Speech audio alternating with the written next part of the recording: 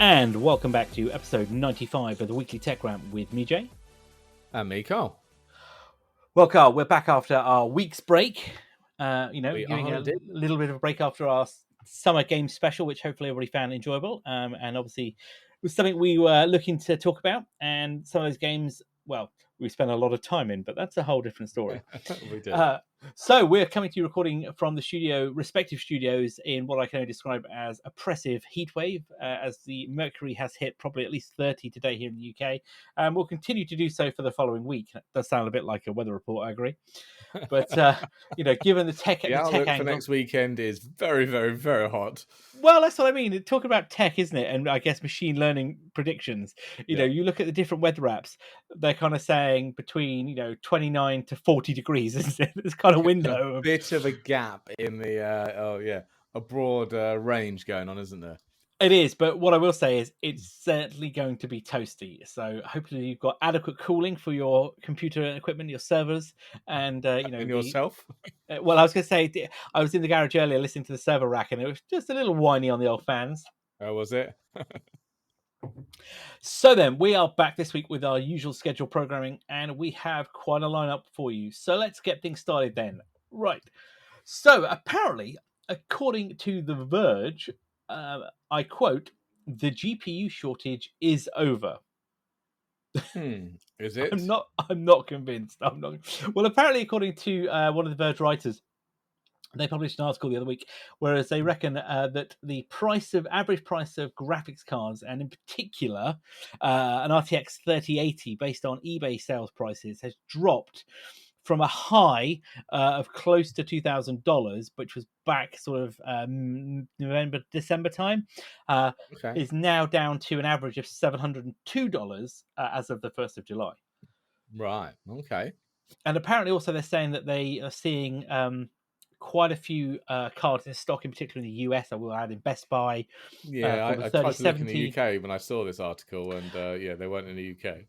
No, so I was kind of surprised by this, because I think everything else, all of the other indicators are saying that, well, there is still a shortage because there's still manufacturing issues. There's still a silicon shortage. So how all of a sudden is there kind of a swell of cards into the market? It's very peculiar. Unless I think that comes down to cryptocurrency. Well, you took the cliff and dying horribly. Bingo, exactly what my thoughts were there. You're right. I think exactly the thing there, that all of a sudden the market has dropped out of those users, so they aren't being snapped up like they were before. No, they're not buying the new cards because there's no return on investment in it, and they're flogging all their old cards onto eBay, so the market's just being flooded, so everything's kind of dropping. Well, this is it, isn't it? There was a few posts on Twitter, which were some of the Chinese, allegedly Chinese and South Asian mining rigs that were all being dismantled because of the laws over there, wasn't it? The changes in prosecution. Oh, of course, that too, yeah. So there's lots of 30 series cards going straight onto eBay for, apparently, according to some of the tweets, into the $300, $350 mark. So actually, that's quite a good price for 3060. A card's constantly used for mining at 100%. It eats that memory. Apparently, I've heard reports that don't buy mining cards. I was going to say that can't be too good for a card, can it, to be run at constantly at like 199%. I mean, I know there's an efficiency curve, but that isn't going to be good, is it? Completely doing those calculations all the time. But yeah, I'm not convinced by this. I mean, I'm definitely in the market for a new card, as we know, but yeah, as you said before, we've talked about the 40 series, and we've kind of talked about them, and they're not far away, are they? They're both around the corner, and I mean, by look at it, they're going to give huge performance increases over the current generation. They are indeed. So I just, I think if you're content with the current 3000 generation, wait till the 4000 come out, because the 3000 going to drop in price, and if you want something better, wait for the 4000. Yeah, but I guess, you're right. If you're in the market for a used card and you've got money available, apparently now you need one now, and you can't wait, then you should be able to buy some, apparently. Apparently you should, but yeah. However, your mileage may vary, as they say. And when I say this time, I mean as in how long the card lasts. That may be the issue more than anything. But yeah, there we go. So according to The Verge, the shortage is over. But the reality is, I think, yet to be seen, especially outside of certain marketplaces anyway. Well, moving then from from GPUs to app stores. This kind of, I think, went under the radar a little bit. I didn't see Yeah, too I many missed news this stories until you about put it this. in the notes.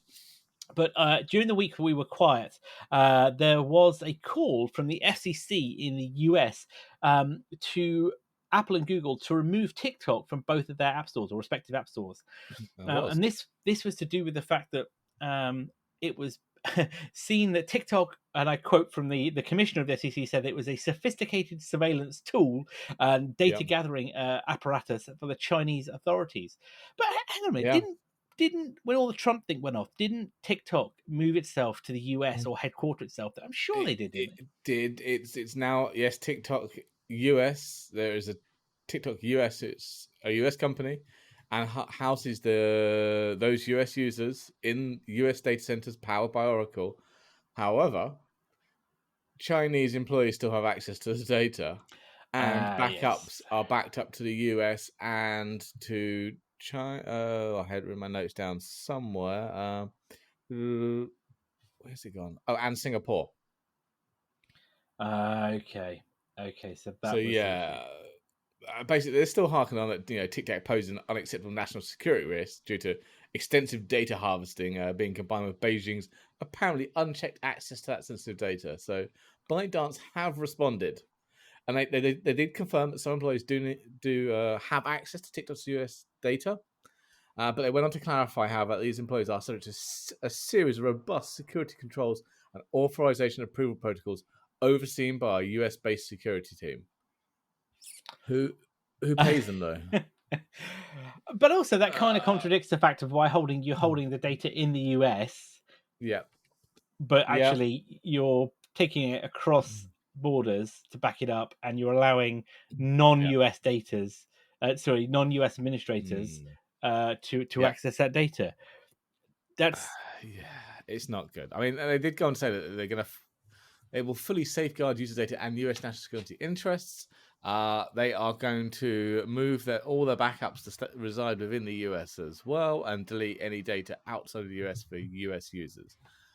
But they didn't say anything more about users outside. Admins outside the US being able to access US based data. I call me unconvinced by that. To me, that Yeah, just doesn't sound right. I don't know. Maybe I'm just being cynical. Maybe, maybe. yeah, we've been in this for too long, haven't we? But to me, it's like they knew that was happening, Of course and it is. to It's say been that, called out on it again. yeah, exactly. And I know we can't prove this for certain, and the US at least can't come out and say publicly that's happening. But you can't help but think, hmm, is the data being accessed by Chinese authorities? Is it being accessed by Chinese intelligence? You Yeah, you can't help but have a bit of a puzzling thought about it, can you? I mean, just it is yeah. possible, and I think that's what the worry here is, isn't it? But as far as I understand, they haven't been removed from either app store, have they? No, they have not, and we've not seen any comments from Apple or Google on the matter. No, not at all. So I think this is kind of a bit of a rant and a rave from the FCC without Possibly, yes. any legal background behind it. No, no, no, But no ability to actually force them to do it. yeah, and like you say, considering that 2 years ago with the Trump administration, they did all this lip service and moved it. Well, actually, again, that's exactly what it was. It was lip service. I mean, and like a lot of stuff with Trump, it was to save face and it was to appease him, wasn't it? It And was. like a child, it once the tantrums calm down, walk away, you just You've quietly get forgotten all back on. about it 7 seconds Yeah, later. and you just quietly get back on what you were doing, isn't it? As an adult, Yeah, business so as usual. exactly. But yeah, but that's not the only warning that this came in the last week or so, isn't it, from US No, it authorities? is And not. the FBI are also been warning about deepfakes, which They is have. a bit of a worrying one. This one, actually, I think, isn't it? Yeah, they've been saying that criminals are now using deepfakes and stolen P2 data, personal identifiable information, to apply for remote jobs where the interview is online. Now, obviously, the personal information bit doesn't surprise me. That's been going for a long time. But deepfakes? I mean, would you really fall for a deepfake on a Zoom call where it's a two-way conversation? Yeah, but I think so. I was, as we were talking about this before, we were coming Hmm. online. I was kind of reading some about this before. I think it was a dating scam that used similar things. And I think the problem is it's they kind of argue that, that they've got bad audio, or the data connection is poor.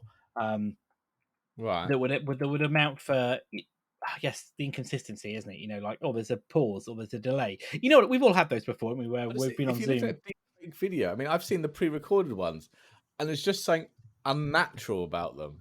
There is. Whether the audio lines up with the video, just the video itself, the way the face and Yeah. the person moves, it's uncannily not real.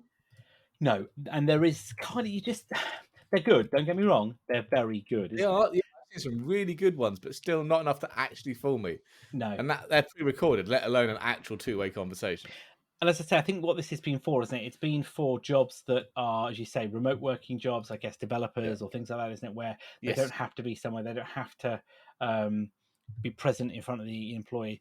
But it's trying, and I guess what they're trying to do is trying to get jobs. Because wasn't it? I think was it recently was some job postings where the South Korean, or there was other roles similar to that, which they think were being applied for by North Korean agents. Remotely through a Zoom to try and gain Yeah. access to as a job. I mean, I guess this is Yeah. taking it another further, isn't it? But It I is. think one some of the complaints that were picked up, some of the interviewers did notice, wasn't it, that there were things that just didn't add up whatsoever, like there was coughing sounds or sneezing that just didn't match anything on the video, What's wasn't it? on the Things like video? that. Yeah. But this definitely, I mean, this is definitely the way forward, isn't it? I don't mean that in a kind of funny way, in the sense of way forward of everybody's gonna be doing it. But if you think about criminal activities, deep fakes, we've seen some of the better deep fakes. That Obama one that went around the other year, wasn't it? It was quite Yeah. convincing. This is definitely the way forward, because the CGI becomes far more easy to do on a home computer. You think of the computing Yeah. power in the Mac with M1 chip, for example. That's pretty powerful from a neural perspective, isn't it? What it can do from those kind of those actions and running software. It's not going to be long before this kind of stuff is going to be accessible to the mainstream. The same way, I suppose, that script kiddies can pick up and download a DDoS toolkit, off the dark web. You're going to be able to pick up a deep fake tool set where you put in the picture of the person you want to be or whatever, and you run it alongside Zoom or whatever, and it's going to look reasonably convincing. I think this is Oh probably yeah. just the tip of the iceberg. I want to know if I can use this. I can have 3 or 4 jobs going at once and just use my deep fakes to attend all the meetings I have. The pointless meetings I have. That would save a lot of time, wouldn't it? I have to say. It would be. I could have 3 or 4 jobs going at once. It'd be well easy. That would definitely save a lot of time. And you know what? Actually, also would be really, really, I don't know, really, really relaxing, because you could just sit back. This person could do it, and you can just do something else. Maybe through pre-recorded actions. You just get them to nod every 2 minutes. Yeah. Nod, blink, yeah. have a little bit of drink. Yeah. And then they're You like, need to "Oh, feed it some questions to ask every now and then. and then also, oh, you're on mute." Just like, yeah, Oh, so sorry. mute again.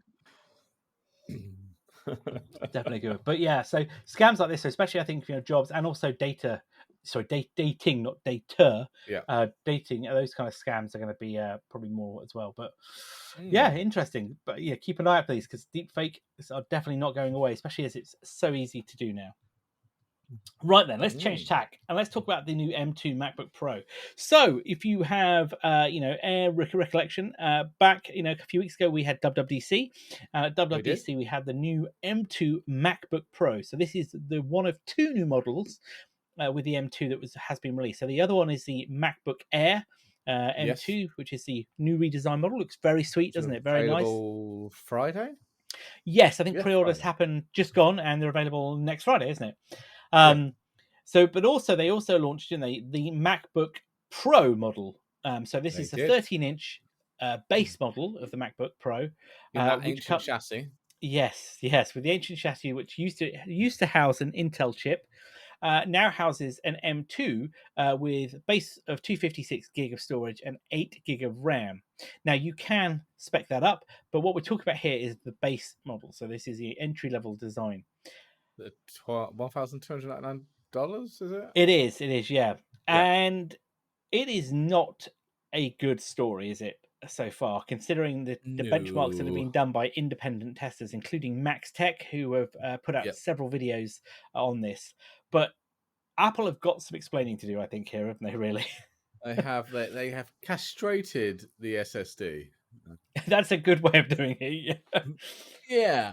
Apparently, rather than having two separate chips in there, so you can read and write at the same time at full speed, they've just put one flash chip in there. So you're losing about what does it say? 50% slower reads and 30% slower write speeds. But it's apparently gone a bit too far. So if you Yeah, put it that's under right. any kind of load, it just crumbles.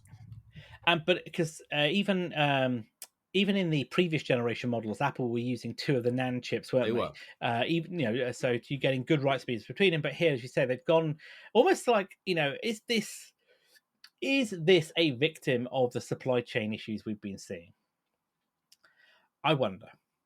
I Is wonder. it? I mean, if they put the two chips on the Pro and only one on a non-Pro, and I can see it as product segregation, separation of product lines. But yeah, I don't know the reason. I say it could well be supply chain issues. Hmm. And so what Max Tech in particular found, didn't they, that the reduction in NAND chips plus the low end minimum RAM Yeah. meant that they were getting really, really serious. Wow, because compared to the previous generation, and also compared to the 16 gig model, which was 512, so that's double NAND chips and double RAM, they were seeing almost twice the speed in terms of read and write tests, wasn't it? Yeah. In terms of some of the Lightroom and other rendering things they did. And it just, other renders, other performance tests have come out similar as well. And I don't get why Apple have done it, because it means that the MacBook Air with M2 is a better Yeah. machine. But will it be? I've not seen any results. Do they do a Well, 256 one? Will that still be a single well, chip, whilst that's the okay. Fair 512 is point. a Fair dual chip? point. Fair point. We We don't won't know know yet. That's until this Friday week. Yeah. if that's across the line or just on this Pro. Well, that's a fair point. That's a fair point. I But have a okay. suspicion it might be across the line. But what I will say though is why though Apple feel it necessary to shoehorn the M2 into this ancient chassis, the 13-inch chassis that has a very different thermal layout, doesn't it, to Yeah. the M1 or the 14-inch route. To me, this is just it's almost doing it for the sake of doing it. It's like, oh, we've got loads of these chassis knocking around. We should probably put something in them. Um, I think that's you know, basically what it is come down to. They you didn't know, manage their supply chain properly, and now they have too many chassis. but this almost doesn't deserve the Pro moniker on it. Oh, not in the slightest. Yeah, Because there's no M2. Well, it's just an M2. There's no. no Pro, Max, Ultra variants available, is Well, there? currently, forget the Ultra for a second. Currently, the most powerful chip in the lineup is the M1 Max. Yes. So you couple that with 32 gig of RAM and a couple of terabytes of disks. That's quite a powerful machine. It is, Okay, definitely. we can talk about the Ultra, but the Ultra is just a Max on steroids, really, isn't it? To be fair. I mean, the only thing it does have over it, though, is from what I remember reading, it has all the ProRes encode decode engines in the base Yeah, M2, which aren't in the base M1, but but I obviously mean, are in the Pro, Max, and Ultra. but at this rate, I mean, for the kind of money, you're better off getting a second-hand M1 Pro or M1 Max, really, there, wouldn't you? Really? Well, yeah, I think so.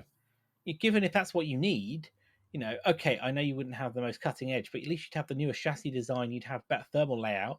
I mean, one thing I will say though, for both the models here and the M1, is the battery life is phenomenal. I am still blown away by the battery life on the M1. Mm. I mean, I've done some work travel. I went to went away for a few days the other week. I didn't charge it for 2 days. Okay, I wasn't hammering Wow. it, but I was using it in workshops and sessions, doing email, running, sort of collaboration tools on it. I didn't need to charge it for 2 days. And then on the second day, the reason I charged it in was because I was like on 25%. And I was like, okay, well, I'll just top it up. It Nice. is stunning. I mean, you could kill it. You could probably kill it quite easily if you really wanted to, I suppose, with some, aggressive use. But, for general SaaS usage, Word, that kind of Outlook, those kind of jobs, it is phenomenal. I just am shocked to this day to still, how I know we'll get degradation at some point, but it is very impressive to say the least. But yeah, to me, this model just does not make sense to me at all. It just absolutely drops into the lineup and doesn't make any sense.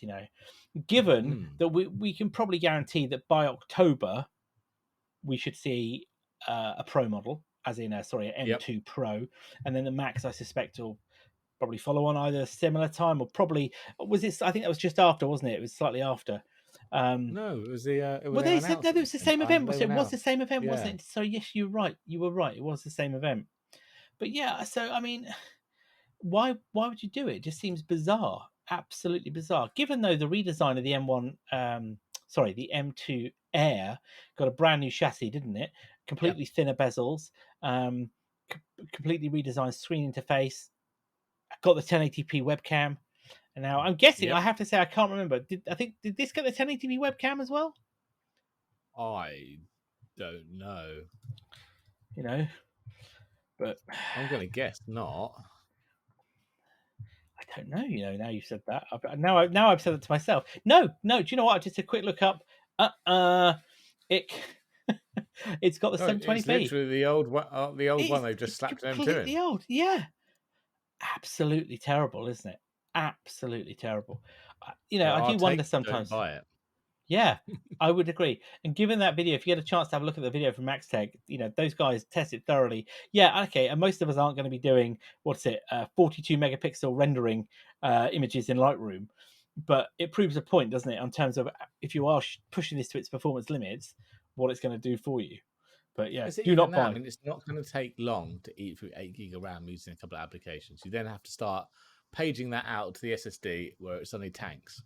Well, that's what we saw, didn't we? Do you remember with the early M1s, the bottlenecking around that, wasn't it? Because of that patching. Yeah. So I agree with you. It does not make any sense. It's a very poor design choice from Apple on this point. But who are we to query Tim Apple and his team? All right then, let's keep it moving. So then, what do we got next, Carl? We have. So I mean, where to begin? I kind of laugh at this one. So Zendesk has finally been sold for $10.2 billion. Oh, yes, it was, wasn't it? That's a healthy bit of money to a consortium of private equity firms. However, that's $7 billion less than the offer they turned down in February this year because they thought they were worth more.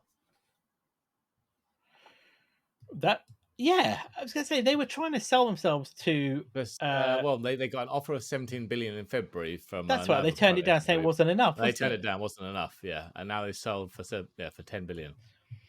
And it's only what I mean. They were only. I mean, they were looking at the IPO, wasn't it? Of not that long ago. And I think and prior to, and also during that point, they were trying to buy. They were trying to buy another company, weren't they? SurveyMonkey's parent organization. That was the one, yeah. Yeah. It's just you can't make this stuff up, can you? I mean, no. They should have taken the 17 billion. I'm guessing. I wonder whether investors pushed heavily for this sale to say, look, stop mucking around. I think they were pushing anyway, weren't they? There was hostile investors that were trying to push for some shareholder value there. It was. So that's $7.1 billion acquisition cost works out around $77.5 a share, doesn't it? Which was a premium over their price before the announcement. But so Zendesk now joins. Was it who bought them? Because I did see my notes here. I can't read it.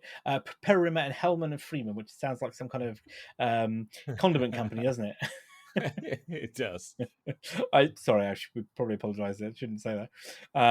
But yeah, so another one goes private. Given the state of the economic outlook and things, inflation, interest rates going up, private equity still seems to be making acquisitions left, right, and centre. Though I will add, I have to say, we haven't put it in the notes today, but what we should probably mention, of course, is that money doesn't buy you everything, and Elon Musk's recent reversal on the Twitter deal proves that point, doesn't it? It's not reversed yet. Well, no, but he's. Oh, we'll talk about this probably more in the next week's show Yeah. as more details come out. But yes, as we went to air this in the last 48 hours, there was an announcement, wasn't it, that he was looking to no longer buy the company, wasn't it? But Twitter, Yeah. where And I just said, we'll take you to court about it. we'll have the $1 billion We're going then to that you force you were. to buy us now.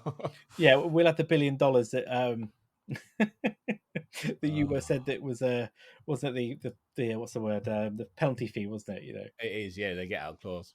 Yeah, brilliant. Absolutely brilliant. Well, Zendesk, well done. Good luck with that and hope you won't go public again time soon to lose some more money. Right. So from Zendesk end to advertising, and this one, How low this one, can you go? I well, mean, very low according to European telcos then. it is, yeah. So yeah, the European telcos. So the ones you pay your money to for a service. Well, now they're going to start mining all your data and injecting ads into your browsing. Oh, that's the plan, isn't it? It's something called was it TrustPid? Yeah, which is And the cross-operator infrastructure for digital advertising and digital marketing. Breathe. yeah, that's the one. So basically, it involves the creation of a kind of pseudo-anonymous tokens that are linked to your mobile device's IP and mobile phone number. And the twist, the tokens are generated for each ad partner, which they claim limits the merging of data from different ad partners to create profiles on customers. And they're claiming the approach is secure and privacy friendly. Not really buying that one. And apparently, neither are the EU privacy regulators, as they're already digging into this. To me, this is like we've had the door slammed in our face from basically both the mobile giants, Yep. Apple and Google, in terms of the software, the tracking restrictions, Yes. that are in there. Regulators are breathing down our neck. Right, we need to find a way to get this revenue back, isn't it? But this is There just is that, yeah. this is counterintuitive to anything. Why would you then build a brand new advertising mechanism that both the software vendors are going to block, and as you say, regulators are going to be like, "You're doing what?" I mean, it's. I don't understand how they think it's a good deal. I'm not even sure how this is going to work when Apple rolled it out yet, the private relay, or was it still in beta? I think it's still in beta, isn't it? Funnily enough, because of the rows over things like this, wasn't it? Over the restrictions from advertising. And funnily enough, it was telcos, wasn't it? Got their knickers in a twist over that point. Of course, because the telcos aren't going to know the device's user IP to type back to a phone number because it's going to come from some generic one. No. So it seems that everyone else is going the other way, and then the telcos are going, no, sod this. We're going to do it the good old-fashioned way. Yeah, so this TrustBid thing, as you say, is going to, link to the mobile number and IP address used by your provider. So that your telco, Vodafone, or EE, for example, in the UK, creates a new identifier, doesn't it? Which is the TrustPid, isn't it? Then, and then they use that to create marketing tokens for different advertisers and publishers who, I'm assuming, pay them money. But then they can't identify you personally, but they can identify you as that, I guess, token, isn't it? Pseudo-anonymous token. And then you get personalized marketing and analytics, and aka they can build up a tracking profile around you, isn't it? Which is just absolutely just a pile of steaming. What comes? But that's out not just for a site or a number of sites, is it? No. That's across everything you do on your mobile because it's linked to your mobile. No, exactly. Yes. It's just absolutely. I'm shaking my head because I'm like, this is just not gonna. It's not gonna go anywhere, isn't it? Because companies like these telcos obviously are losing money. We know that for a fact on this point of view because they sell that data. But privacy is such a hot topic. The EU in particular, as we know from recent things with the Digital Markets Act and other things, are going to get very upset with this kind of data because this is the return of a cookie, basically, isn't it? It is. In other forms. So I have to ask though, they're not actually losing money; they're just making less money. Well, yes. To clarify, so they're not making a minus number; they're still making a healthy profit, just not as much healthy profit as they used to. Well, fair enough. Yeah, they're not going out of business, are they? No, exactly. I just want to clarify that one. They're not actually losing money. They're still making a ton of money. Yeah, yeah, that's a very good point. Yeah, they're just making less money, aren't they, per user? Yeah. But yeah, I wouldn't be happy with this. I guess though, people like us, that means we just have to pump all of our data back through Pi-hole and Tailscale VPN again, wouldn't it? Then, you Well, know, yeah, exactly. I'm pretty much going that way anyway. that's why your battery's getting burnt out, then, is it? Oh, it is. Yeah. No, I don't know. Actually, iOS 15.5. It seems to have killed my battery. Which one? Sorry, 15.5. Is it the latest one? My battery has Uh, not been good since I've done the upgrade. right. I'm on beta 6 or beta 7. Oh, okay. I'm just on the latest official version, but it's not been kind to my battery. It doesn't last the day now. I get to this kind of 6, 7 in the evening. I've only got like 30% left. I find Um, myself topping it up. Funny enough, you should say that. I have noticed I've been getting to that point a little bit, but I was wondering whether or not my battery life was getting a little bit less due to the fact of it just wasn't quite the same anymore. The 2-year-old phone battery life. I looked at it; the battery health Could was be. around 92%. Now, okay, it's still not bad, but that might make a difference. Maybe it is that, but I don't know. But I it's don't a know. Yeah. positive port. So then Anyway, yeah. talking of data, then turns out AMD may have had a data breach with it back earlier this year, and a Yeah. hacking group by the name of, excuse me, I should say extortion group, not hacking group, extortion group by the name of Ransom House, which I must admit, when I was reading the notes, read this as Random House, who I thought were the publishers, which Like, threw me massively. really? I was like, Random House, don't they publish books? So Ransom Yeah. House says that they're sitting on a 450 gig trove of data that was pulled during the breach, which happened apparently on the 5th of January of this year, wasn't it? Yeah.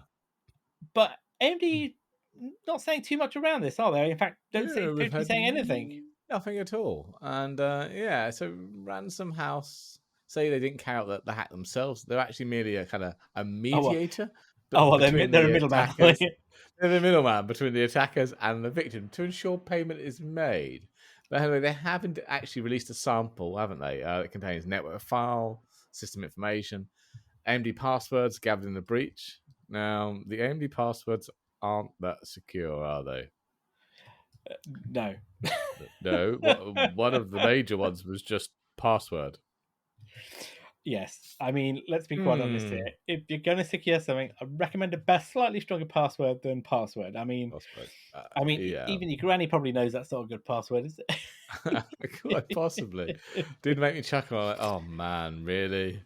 But yeah, so no, as you mentioned, we've had no comment whatsoever, no acknowledgement or anything from AMD that this has happened, and this isn't the same data dump that was. When was that? It was a previous leak, wasn't there? Yeah, so that maybe previous 4 or 5 months one ago, was maybe. back. Yeah, that was back in March of last year. No, sorry, no, March of 20. Excuse me, I was looking at my notes. March of 20. Yes, there was a leak, but yeah, so it's not the same one. This is a completely separate trove of data. If you recall, that one back in March 2020 was lots of the blueprints of the GPUs that showed up on GitHub. That long ago? Yeah.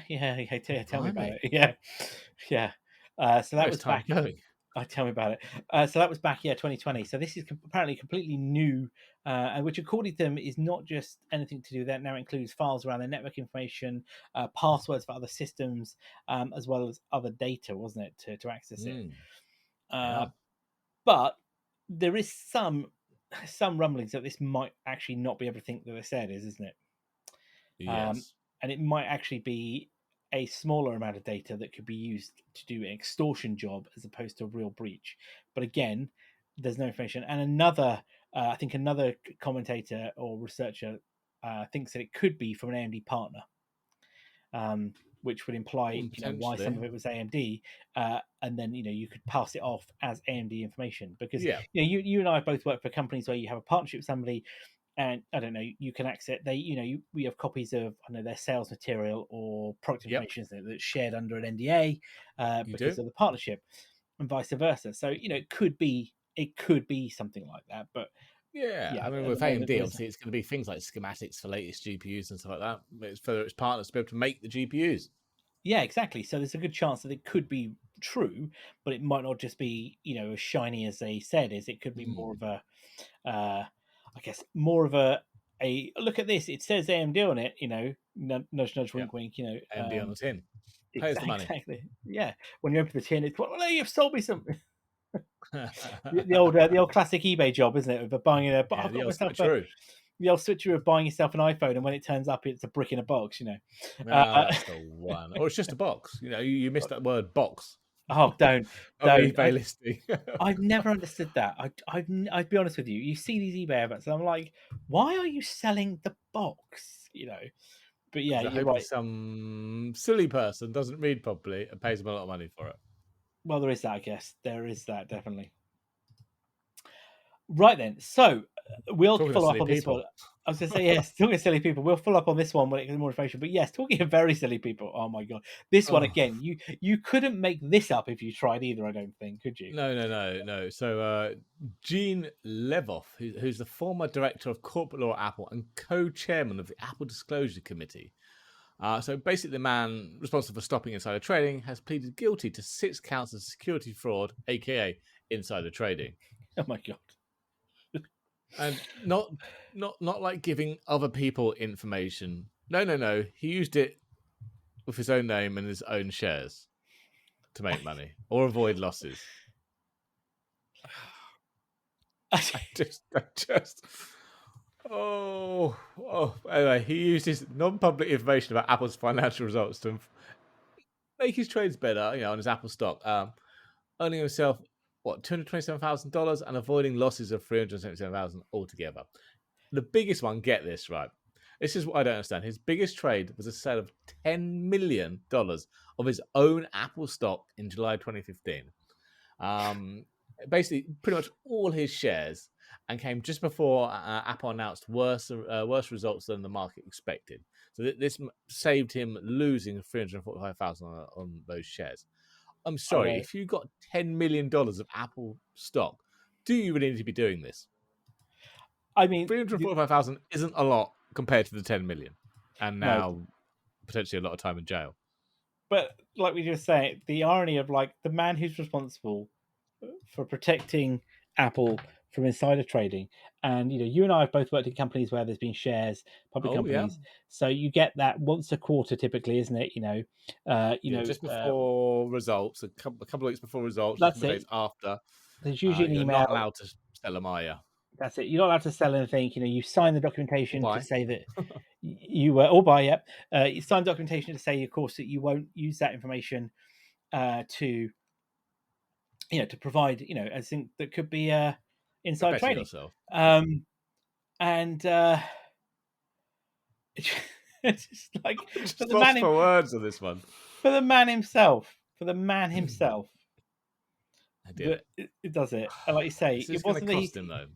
Oh, it's gonna. This is jail time. This is jail time. Yes, his sentencing is scheduled for November, and he faced up to 20 years in prison per count and a $5 million fine. So he had 6? He could potentially face 120 years in prison. Yeah, it's just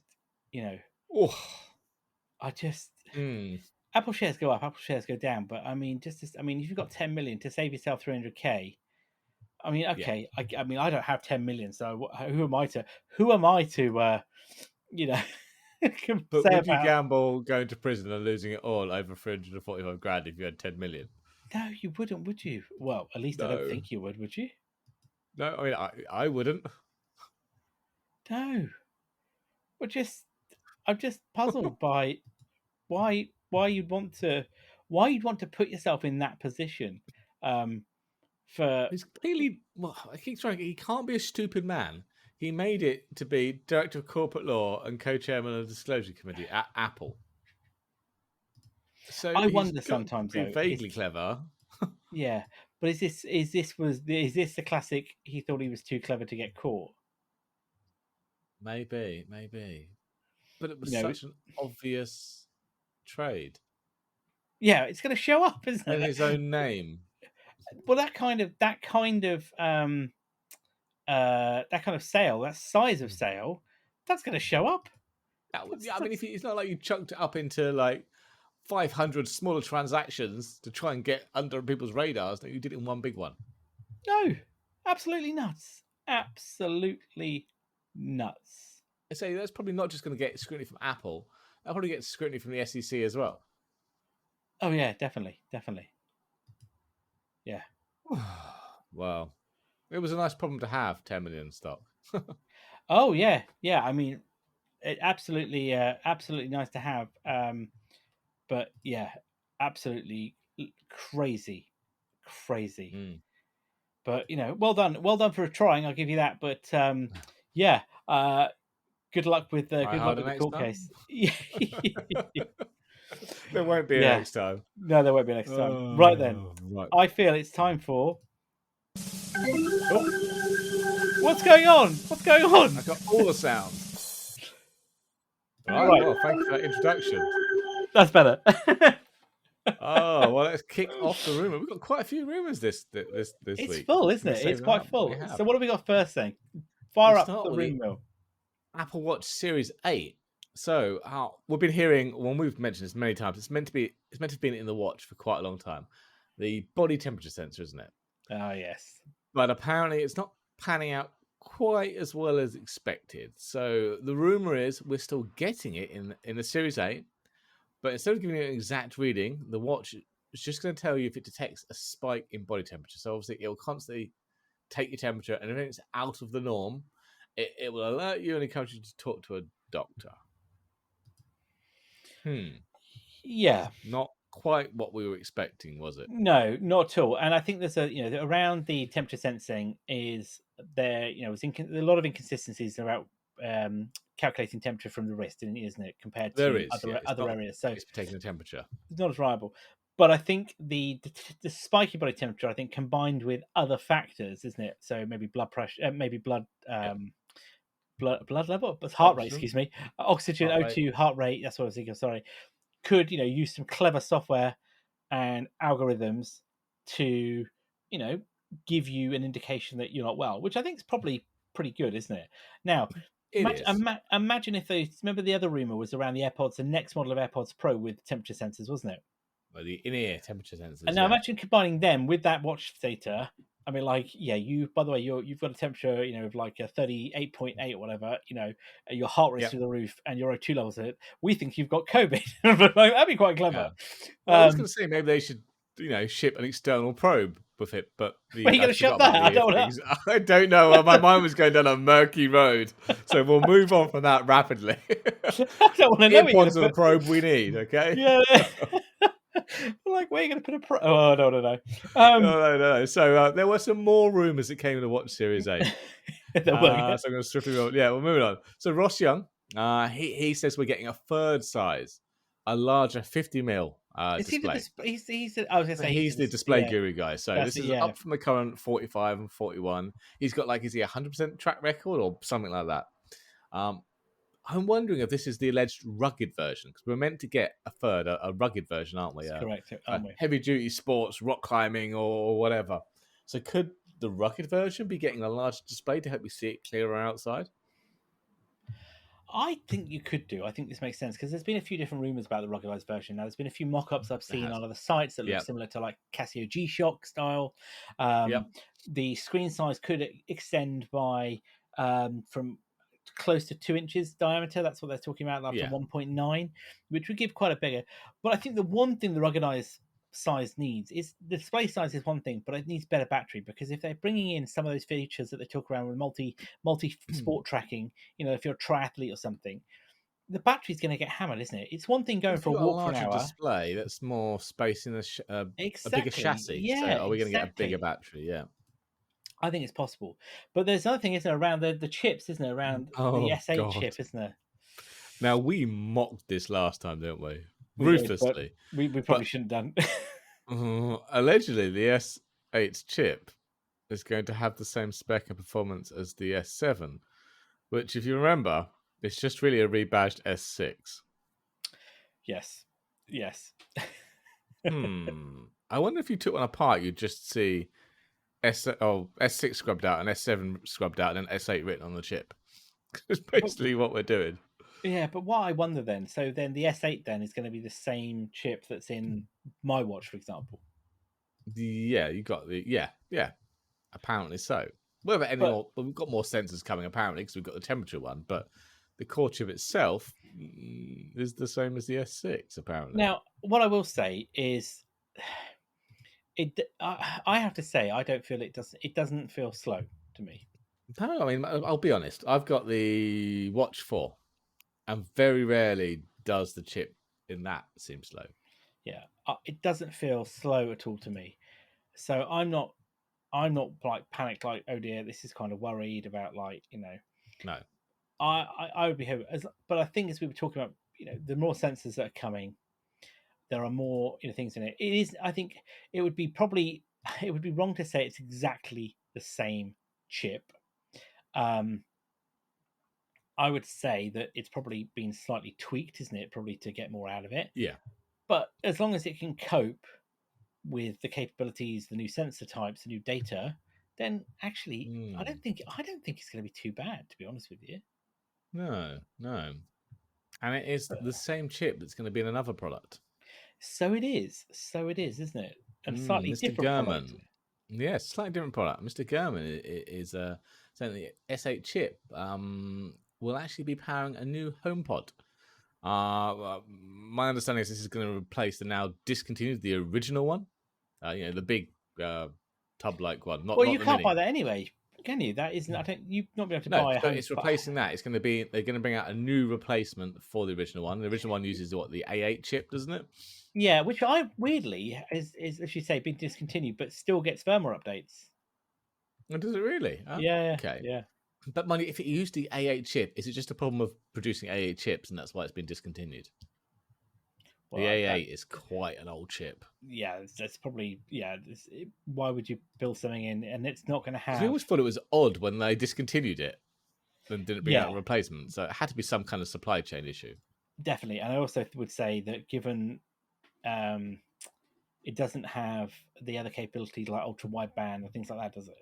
That No, it the does not. HomePods. So no, exactly. And this new one apparently is also going to get an updated display, potentially multi-touch support on that display on it, but it is going to be around the same size and the same kind of audio performance. From what I understand, the original HomePod was a very good Oh, speaker.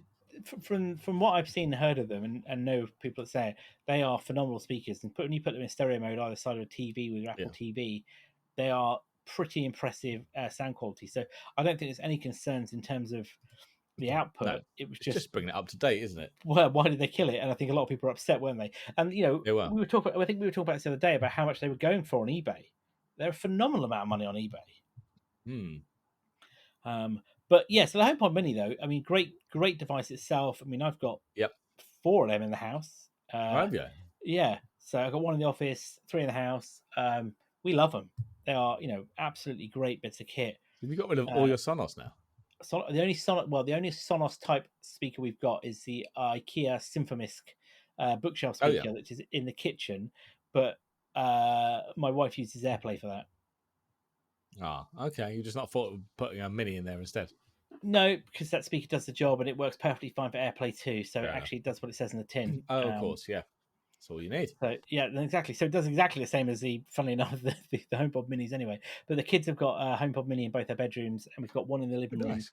behind the TV, and I've got one in my office that I'm staring at right now, with her name, the name I shall not speak. But yeah, and the great thing is because they're all connected into the Apple Music thing, and they're locked down for the kids. They just Yep. can do music and things like that. It's very safe. Oh, You know what I brilliant. mean? Hmm. Yeah. But Nice. Nice. I'd be in the market for one. I would be quite happy to have a pair of them either side of my TV and ditch the sound box. To be honest with you, Oh, your Sky thingy. yeah, the Devalia one that I've got, which actually isn't it's a good brand, but there are better sound. Yeah. It doesn't do Dolby Atmos. There's a few other things. It does good sound. It does Dolby Surround. What's the one before Atmos? Dolby. Or was it Dolby Vision? Which is the one? Which is the newer one? Atmos or Vision? I can't remember which is the new one. Vision's the video part of, isn't it? So Atmos is the latest one. It doesn't do Atmos, and Dolby it does the Digital one. 5.1 Yeah, it does. DTX, but that's not No, it does. It Dolby, is does it? the previous stuff, but it doesn't do the latest Yeah. and greatest. But Yeah, I'd be up for that, but I'd be keen to see if they come out. But who? I mean, Definitely. if they were going to launch this, I'd suspect they'd drop it in the end of the iPod, at the end of the iPhone Yeah, event. I think. I think you're right. Yeah. But that S8 chip though is clearly got enough grunt in it to run this processing of speaker and all the responses. If you can do what the Yeah. watch does, and it's also going to have the ultra wideband capability, which I have to say, ultra wideband saved me a lot of money the other week. It did, didn't it? As you know, yeah. So for I went out for a cycle of the week, or actually last weekend, wasn't it? I dropped an earbud, AirPod, sorry, I mean, while cycling. I didn't realize for 25 minutes it had fallen out my ear because I was hot and sweaty. I didn't have the music on. And then when I realized, well, I was like, hey, went back 3 hours later and parked my car and then walked through the park area and followed, the tracking. And then when it Yep. got to the last known location, I tried to connect to it, using the lost and found thing, Yep. and it acquired a signal. And then using that, the thing that we talked about before with the air tags brought me into the Yep. location. It was brilliant. I have to say, it wasn't just like Nice. it's here in this location. It was like, no, you're close. And it was like, I walked past it. It went, you've gone too far. I was like, what? Turned around, Oh, and it was like, nice. like the X marks the spot, the circle getting Yeah. smaller. Ding, ding, ding. It was brilliant. So it was, yeah, it saved me, a lot of hassle, because what I discovered was in the US you can buy replacement AirPods for $89, Okay. A single one. a single one. When you go to Yeah. the UK site to try and do the same thing, it goes to let you do it, but then it says click next, next, next, and then it tries to sell you a Lightning to USB-C cable. It's like, that's not what I want. I want an AirPod. No, I can't stick one of those in my ears. Well, I Yeah, can, but it's not going to give me audio. no, so I Talking wasn't of very air happy with it. tags, there's an update on my suitcase. It's gone Oh yes, past so my house and it's you have the a other missing. side of Birmingham currently, so it's going the wrong way. So Yes. maybe it will be here at 12:30 tonight. So just to kind of, I guess, context there, Yeah, you did some travel this last I week, did. didn't I you? got away on a business trip for the first time in forever. I got a couple of days in the Netherlands. It was a horrific travel from a travel point of view, both ways. On the way back, it was going really, really well. I got through security, dropped my bags, got to the bar in under 40 minutes, which was amazing. The plane turned up on time. It was actually got to Heathrow earlier than planned. I was brilliant. Through security in 3 or 4 minutes this end. Got to the baggage hall. It's chaos. Absolute chaos. I waited an hour or so. Nothing turned up. I could see my bag was still on the plane thanks to AirTags. Went to speak to the airline desk. I will not mention their name. Maybe next week I might do if it gets any worse. We'll name and shame them. Yeah, probably 4+ hours before we get your bag off the plane. So I was like, you know what? I'm not waiting another 4 hours in the baggage hall. So I filled in the form, thought I'd come home. Yeah, up until this morning, it'd been sitting in the baggage hall, going round and round on a carousel for days. But it has now left, and It's brilliant. it's Yeah, gone past my house, and there's the other side of Birmingham going the wrong way. So I don't maybe. know when I'll get this bag, if ever. Well, I'd say maybe yours is on the return journey then, isn't it? I think it might well be, but yeah, AirTags are telling me exactly where it is. It's amazing. I say money well spent there, my friend. Money well spent. It is. I'm glad I put one in all my luggage, but yeah, I just want my bag back. But there you go. At least, like you say, at least the AirTag has come in handy for something. It has indeed. Well, just to finish off then, talking about the chips then, I know we go on about this AR/VR headset quite a lot, but apparently Gurman has also indicated in his recent report that the Apple AR/VR headset is going to now ship with the M2 chip and also 16 gig of RAM. So let's hope that's not going to have the problems that the M2 MacBook Pro has got. As it's got 16 gig of RAM. Yeah. But that also tells you something about the processing capabilities, or shall I say, the requirements of this headset. Yeah. Then, if that's the case, I mean, And it's going to be pricey. nuts. Yeah. If it's got an M2 and 16 gig of RAM in there, yeah, those initial predictions of $3,000 or whatever, I don't think they're going to be far wrong. Absolutely crazy, isn't it? So no more real big details now, apart from some of the requirements on it. But yeah, we'll soon be seeing that if there's any further details. But we'll keep watching, won't we? And until it gets released. So then, final thing, then we'll talk more about iOS 16 in a next couple of weeks as we get closer to the launch. But one of a few of the features that are not going to launch for iOS 16 have come out, and one of those is the Freeform app. So that's Apple's collaboration sort of whiteboard app that you can work Virtual on an whiteboard, iPad. yeah. It looks really good. I'm kind of disappointed about that, but it's going to come to both iOS 16 and Ventura later this year. I love Yep. that, later this year. Well, okay. The other one is their support for Matter, isn't it? Which is kind of disappointing a little bit that this is not coming out. So Matter is going to Matter. Oh, it's a terrible pun. Yeah. So that's the connectivity standard that has the backing of Amazon and Google and Samsung and Apple, of course, and other companies. But yeah, so I they're not think going that's to just have. because the Matter standard, though, has been delayed. It's not been That's fully no. ratified yet, That's though, what I was has going it? to say. I was thinking there's more to that because surely they can just push that with a software update, can't they? Well, yeah, they'll just push that. Exactly. What else is there? So the other one was SharePlay integration in Game Center. Does anybody use Game Center? Do you use Game Center? I don't think I've not even used SharePlay yet. Well, no. But Good point. no, some games force you to log into Game Center. So yes, vaguely. But I don't Okay. actually go into it. Yep, not worried about that. The other one then was the new CarPlay improvements. Well, now if this is referring to CarPlay as in that huge like virtual No, dashboard, wasn't this is it? the next gen one. Yeah, so that's obvious. It's not going to be I was in like, iOS 16. no, but apparently it will appear in vehicles from Audi, Ford, Volvo, Land Rover. I think what's the other Honda I've got here in 2023. So I am definitely interested to see how that looks in Yep. real life because the mock-ups Yeah, look amazing, don't they? With they do. that They do. single I would dash. love to have that in my car.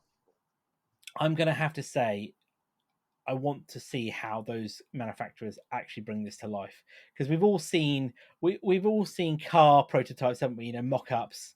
Oh yeah. And then the reality of what that turns into is it's so far from design to reality, isn't it?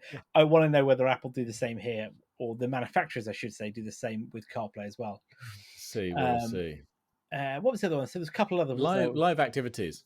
That was it. Live activities. That's Yep. the Which is one that appears on your lock screen. That isn't a widget, but it's kind of a constantly updating bit at the bottom, isn't it? Like a constantly updating notification, isn't it? It can show you things like where your food is on its journey, how long it is to arrive, yeah, that that's kind right. of Yeah, stuff, or latest sports results. that's right. And then the other one, apparently, which is they haven't said whether it's going to come out at launch or not, is this new lockdown mode. So this is a new security feature in iOS 16, which is designed to protect users who may be at risk of highly targeted cyber attacks. Which, according to Apple's blurb, is highly targeted cyber attacks from private companies developing state-sponsored mercenary spyware. NSA Group, please stand up because that is Yeah. clearly targeted at you, isn't it? Oh yes. So this is quite clever. So this is a special mode that you put your phone into, which basically shuts down all communication, doesn't it? So no messages. You can't use message types. There are no links. You can't do web browsing. There's no JavaScript. There's no, complex web technologies. No Apple services work outside incoming invitations. No service requests. No FaceTime. Unless you trust people, you can't do wired connections from the phone, so you can't plug it in via USB or Lightning. Okay. Can't do configuration profiles. You can't do MDM when lockdown mode's turned on, and there's a few other features that are coming as well. Absolutely impressive bit of kit, if you ask me. That is, all those services there. But like I say, this isn't aimed at me or you. This is aimed clearly at people who are going to be targeted, aren't they? But Apple put out a press release on this, and they call it mercenary spyware. I mean, right, okay. You could. There is only. There isn't only one company, but there's only one company that Apple hate quite a lot, isn't there? And that is that is NSO and Pegasus software, isn't it? That's the but one. yeah, they haven't said whether that's going to be coming at all in the first release, but I suspect that'll show up probably within. I wouldn't be surprised by probably the 0.3 release for iOS 16. But it proves Apple is is very serious on privacy and is wanting to protect some of those high profile users of its platform as such. Yeah. Right then, that is probably a good place for us to wrap up tonight. We'll be back next week for episode 96 as we roll on to the big 100. Of course, we would like you to leave us a like, pass the subscription on to your friends, give us a comment. You can find us on Twitter at Weekly Tech Rant, where we post all of our show notes and links to the episodes. And of course, we're online at techrant.online, which is our homepage for all of the show notes where they're written up for all of the episodes that have been since the inception of time. And again, we would welcome your comments and any feedback. And of course, you can find us wherever you get your podcasts, wherever you're listening to this today. You can probably find it and share us and like it. So then, Carl, I think, as I say, that's all from me. I've been Jay. I've been Carl. Have a good evening, all.